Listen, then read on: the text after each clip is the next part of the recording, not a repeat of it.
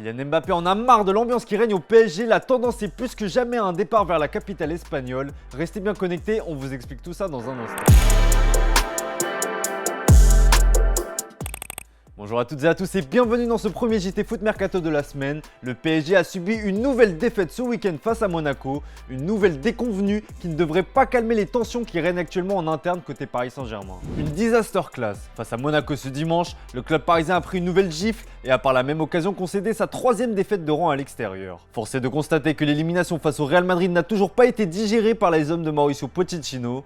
Le tacticien argentin n'a pas mâché ses mots après la rencontre, parlant même de honte sportive. Sí, creo que es inaceptable, ¿no? Comenzar el partido como comenzamos, la vergüenza competitiva, la vergüenza deportiva está ahí, por supuesto.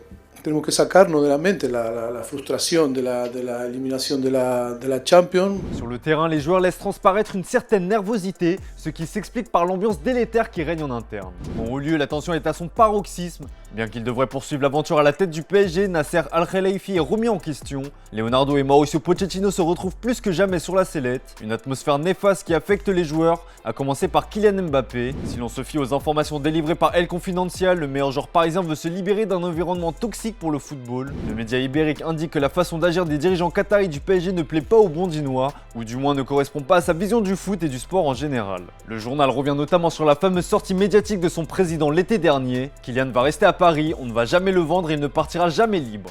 Une déclaration qui aurait même fait peur à l'attaquant français et qui pousserait inlassablement Mbappé à rejoindre le Real Madrid. On en vient à la question du jour les amis, avec l'ambiance anxiogène qui règne actuellement au PSG, est-ce que selon vous le club parisien a encore une chance de garder Kylian Mbappé? Comme d'habitude, on attend vos avis dans les commentaires. À la question de vendredi dernier, on vous demandait quel club français a le plus de chances d'atteindre une demi-finale de Coupe d'Europe.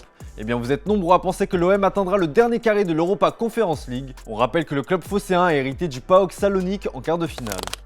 Si le PSG est au bord du chaos, que dire des Girondins de Bordeaux? À 9 journées de la fin du championnat, le club au scapulaire est bon dernier de Ligue 1 à 6 points de l'AS Saint-Etienne, 18ème et donc barragiste. Face à Montpellier ce week-end, les Marinés Blancs se sont de nouveau inclinés et ont enchaîné un 7ème match de rang sans la moindre victoire en championnat. Le plus inquiétant est sans aucun doute le manque de réaction des joueurs bordelais alors qu'ils ont évolué à 11 contre 9 durant plus de 45 minutes. Ces derniers ont tenté de s'expliquer auprès de leurs supporters après la rencontre.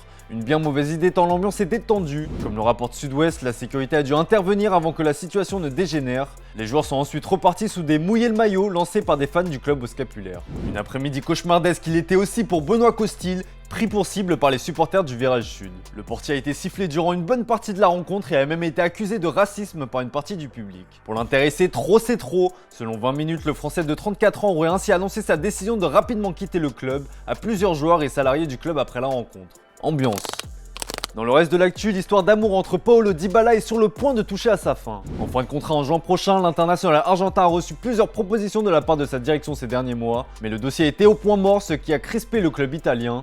Et comme on vous l'a expliqué, une réunion décisive au sujet de son avenir avait lieu ce lundi. Et bien le verdict est tombé. Sky Italia assure que la rencontre entre les dirigeants et le clan Dybala a donné un résultat négatif après plus de 2 heures d'échange. L'Argentin va donc quitter la Juventus cet été après avoir rejoint le club en 2015. Récemment, l'Atlético de Madrid a été cité comme le prétendant le plus sérieux à sa venue, avec l'Inter ou Manchester City qui sont également à l'affût. Affaire à suivre. Allez, on se quitte avec l'image du jour les amis, comme le veut la tradition, à chaque rassemblement de l'équipe de France, les joueurs français ont rendez-vous au château de Clairefontaine. Entre l'arrivée des anciens et des nouveaux, il y avait du beau monde. Ça va Lucas? Ouais, ça va, merci. Ça va? Je sais même pas où c'est celle-là, toi. Ouais, voilà. Ah, c'est vrai. Les fameuses marches. Ah ouais, j'imaginais un peu différemment. Ouah, c'est un enfant. Hein.